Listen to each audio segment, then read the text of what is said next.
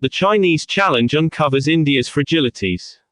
The border crisis has laid bare political, economic and diplomatic problems, the result of choices made after 2014. Like Banquo's ghost, the 1962 Sino-India War hangs like a shadow over the current state of bilateral ties between India and China. A military defeat close to 6 decades ago has no real bearing on the current border tensions, but is a constant reminder to Delhi, like Banquo's ghost is to Macbeth, of its own fears and insecurities. An outcome of India's choices since 2014, these weaknesses have been shown up by the prospect of a conflict with China, which may no longer be immediate, but it does not feel as far-fetched and remote as it did just 2 years ago. China's diplomatic moves. Nearly 20 months after the border crisis began in Ladakh, China has pressed on with aggressive diplomatic and military gestures against India. Beijing recently renamed 15 places in Arunachal Pradesh, following the 6 it had done in 2017, weeks after the Dalai Lama visited Tawang. China justifies the renaming as being done on the basis of its historical, cultural and administrative jurisdiction over the area. These old names existed since ancient times, which had been changed by India with its illegal occupation. The External Affairs Ministry said that the move by Beijing does not alter the fact that Arunachal Pradesh, itself a Sanskritised rechristening of the Northeast Frontier Agency in 1971 on being made a union territory, was an integral part of India. Possession is indeed 9/10 of the law, but China's renaming drive is one prong of its plan to assert its territorial claims in disputed border areas. On January 1, 2022, Beijing's new land border law came into force, which provides the People's Liberation Army (PLA) with full responsibility to take steps against invasion, encroachment, infiltration, provocation, and safeguard Chinese territory. This law supports, and mutually reinforces, the construction of 628 Shaokang border villages by China along its disputed border with India. As per available satellite imagery, at least 2 of these villages have been constructed on the Indian side of the line of actual control (LAC) in Arunachal Pradesh. These villages will come in handy for Beijing when the principle of settled areas is invoked to resolve the border dispute in the future. It is not just Beijing but even the diplomats posted at the Chinese embassy in Delhi who have been emboldened by India's cautious response. Last month, political counselor of the Chinese embassy, Zhou Yongsheng, wrote an angry letter to Indian members of parliament, including 2 union ministers, Rajiv Chandrasekhar and Ramdas Athawal, for attending a meet organized by the Tibetan government in exile. The letter asked them to not engage with out-and-out separatist political group and an illegal organization. This angry missive from an embassy official to 2 ministers has earned no reproach from the government for the Chinese ambassador. It did not even beget an official condemnation from the External Affairs Ministry. Submissive response.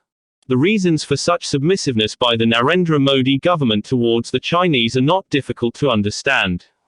Delhi has run out of proactive options against Beijing that will force the Chinese leadership to change course on its India policy. Tibet and the Dalai Lama were often projected as a trump card but evidently are not. Beijing does not care for its declining popularity among the Indian populace. The 2 countries have an increasingly lopsided trade relationship driven by Indian dependency on Chinese manufacturing, a situation further worsened by the government's mishandling of the novel coronavirus pandemic. Delhi has little geopolitical or economic leverage over Beijing to boast of. There are no arrows left in Mr. Modi's quiver. The best Delhi can do is to prevent any further loss of territory to China with extensive military deployment on the LAC, while hoping that Beijing, either with Moscow's urging or otherwise, will give Mr. Modi an honorable diplomatic exit out of this crisis. If India was to give it back to the Chinese as good as it gets, Beijing may take it as an affront, further smothering Indian desire for a smooth end to the crisis. To restore the status quo ante on the LAC as of April 2020, India undertook internal balancing of its military from the Pakistan border to the China border and external rebalancing through a closer partnership with the United States in the Indo-Pacific. The Quad, Australia, India, Japan and the US has, however, remained a non-military grouping.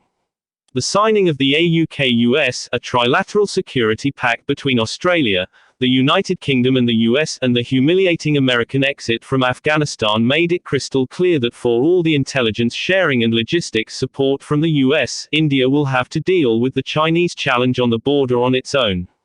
In decline since 2017, India's economy is incapable of supporting such an endeavor. The Modi government has now placed its hopes on Moscow, which seems keen to play a mediator between India and China. Russian officials say that their offer of a foreign ministers' meeting, if not a leaders' summit, of the Russia-India-China grouping is on the table, but Delhi first wants to see some steps from China towards resolving the border crisis. Now revealed.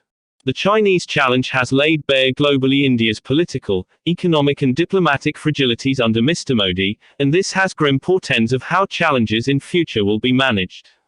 Worried about its northern borders and the threat of a two-front collusive threat, the Modi government and the ruling party are no longer as vociferous on Pakistan. Even if viciously attacking Pakistan has been an electorally rewarding domestic agenda for Mr. Modi, he has been forced to stay away from even mentioning India's western neighbor in any of his recent electoral speeches. With development and employment no longer Mr. Modi's calling card, that vacuum is being filled by the most horrific attacks by Hindutva bigots on Christians and Muslims under the benign gaze of the Hindu majoritarian government.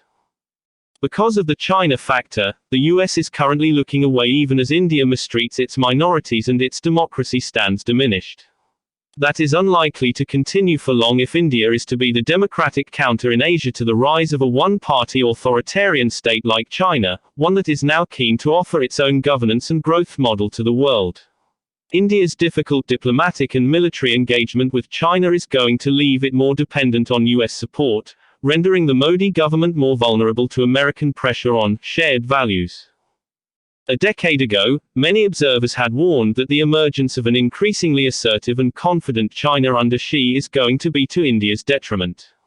The signs were there when PLA soldiers walked into Tumar even as Mr. Modi hosted Mr. Xi in Ahmedabad in 2014. The Doklam crisis of 2017 only lulled the government into thinking that the worst was over. It, instead, triggered the border crisis of 2020. With the loss in the 1962 war, India lost its preeminent position in Asia. With this display of weakness 6 decades later, India is in danger of losing its dominant influence even in South Asia. India's internal situation, from Nagaland to Kashmir, with the minorities under attack, is not going to help either. India made its choices after 2014, and the China border crisis has only shown them up. Onus on the leader. With a rising China as its neighbor and a more self-centered US which is uncomfortable with India's reliable partner, Russia, as its friend, Delhi continues to face difficult choices. Not made from a position of strength, in future too, these choices will be as much domestic as they will be in the domain of foreign policy. A collegial and deliberative model of decision-making would work best but is unlikely to be followed if the track record of the current dispensation is any indicator. Pushing a domestic narrative through a compromised media is one thing, but dealing with the geopolitical realities at a difficult time is a different ball game. Put under the harsh glare, a domestically divided, economically weak and diplomatically boastful India has been found wanting in its ability to deal with future challenges. The immediate challenge, however, remains China. It cannot be wished away and must be tackled. As the Chief Minister of Gujarat, when Mr. Modi was barred from most Western capitals after the 2002 riots, he frequently traveled to China.